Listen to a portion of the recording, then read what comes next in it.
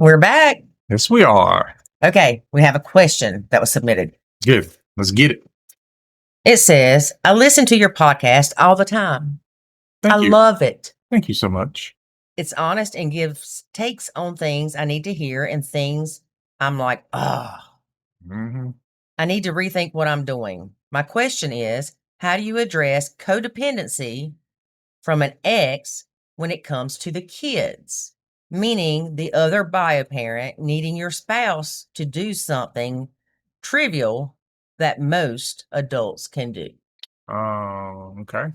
Wow. Let's see. So you didn't give a specific example, so let's make up one. Okay. What would you say? I got a good one. Okay, go ahead. Bio mom needs her oil changed and her tires rotated. Okay. So it's not about something with the kids then. Well, that's kid related. That's why I went that way. So because the kids need transportation. Okay. Okay. All right. So Right. that makes it kid related, in my opinion. Mm-hmm. Okay. No, that's good. That's a good example. All right. Let's go. Okay. Let's go with that. So there's a few things. Obviously, I think this bothers you or you wouldn't have brought it up. I think it would bother most. Yeah. The majority. I'm not saying it wouldn't or shouldn't. Just saying it does. Some people would be like, I don't care. Can I say one thing? People automatically think that it's an insecurity issue. Yeah. But go ahead, and then I'll hit on that. Okay. So it bothers you. What you have to determine is to what degree does it bother you? And obviously, bothers you enough to reach out. So I'm going to go ahead and say, bothers you to the point where we need to talk about it with your spouse or significant other. So have you done that would be my first question. Have you brought it up? Have you asked why they do it? And don't go to them and go, why do you do this? Because understand when you're asking a why question, you're also asking for somebody to defend themselves. So that's what I was going to say is maybe why isn't the best. No, you want to know why. You don't ask why. Sound crazy? If you ask why, you get a defensive answer because you're asking somebody to defend themselves, which is funny because people often go, why do you get so defensive? Because you asked me a defensive question. You asked me why, and I'm telling you why. All right. So you want to know that though. Is it something related to the kid? Like I'm doing this for the kids. I'm not doing it for her. Okay. That's a reasonable response. However, maybe there's alternatives. This is where the FBI statement, I think, comes in handy. So FBI statement, if you're not familiar, we'll go over this in depth in the academy, but you want to talk about your feelings, the behavior, and the impact, FBI. So how does it make you feel when this behavior happens and what impact might it have on your relationship? And it will take you some time to develop that statement in a way that's productive. Productive is a good word. Thank you. So think about that. How are you going to bring that up? Once you do that, just stop and listen. Say your FBI statement and just listen. Even if it's long silence. And see what they say. The FBI statements are not easy to come up with. Mm-hmm. David did something one day that it ticked me off. I would never. But it hurt my feelings. So I decided, because he left without me, because that's how angry I was. You said so. I know. I didn't want to go. You made me not want to go. Anyway, no, I allowed you to make me not want to go. There we go. So you left, and I sat there on the couch. It was a good 30 minutes.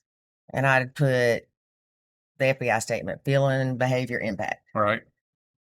And then I'd sit it down, and I'd go think, and then I'd come back, because I wanted to make sure I covered it right. Mm-hmm. And I sent it to you.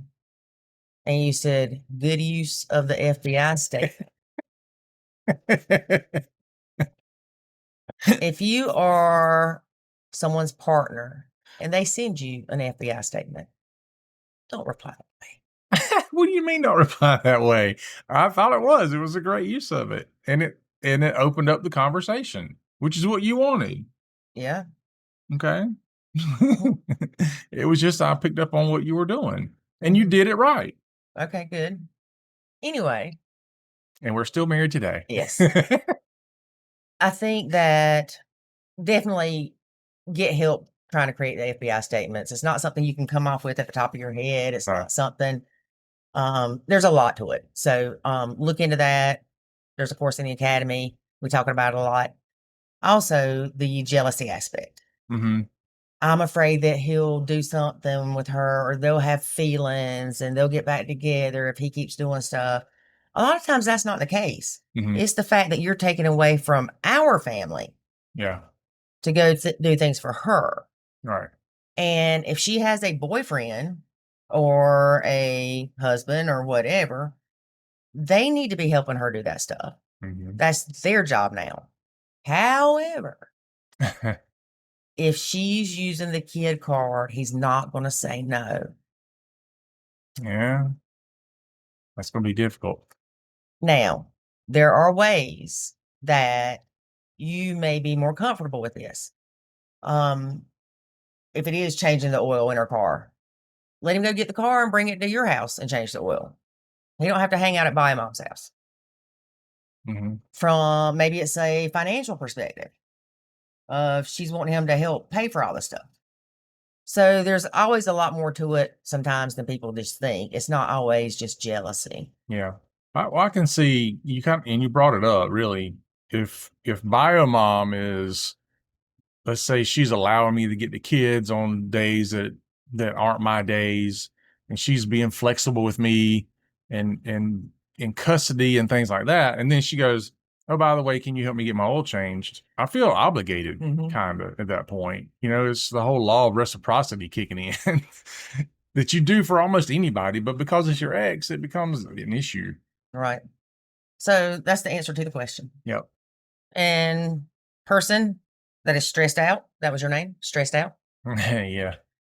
Join the academy.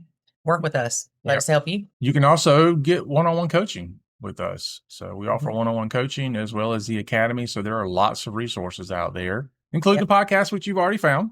Yep. So, right. So I want to talk about the academy for just a minute. Okay. Because I don't know that a lot of people understand what it is. If you join the Nacho Kids Academy, the first thing that I'm going to tell you is give me your information. Because I need to know where you are, where you stand on things. Okay. But most people I put straight into the Nacho Kids Boot Camp. Mm-hmm. It is a 30-day challenge. Yes, I know that's a long time. I do. But you need it to be 30 days. Yeah. But it's not long. It's not, what, 10, 15 minutes a day? Yes. It's worth it. It's important. And it can change your life in 30 days. And I'm not just making crap up trying to sell stuff to you. I want to help you. Mm-hmm. So there's a lot in the academy. Sometimes it's overwhelming. There's so much information in the academy. There's courses. There's the boot camp that I just mentioned. There's the Change Your Stinking Thinking Challenge, which is amazing. Yeah. Which shows you that Nacho can be applied to things outside of the blend. Mm-hmm. It's just really good. So check it out. There's a 30-day free money back guarantee. If you don't learn anything or you don't find it helpful or you find it's not for you. Yep. You can bail out and stay stressed. All right. That's our show for today, folks. Join us again next time. Until then, remember, life is good when you nacho.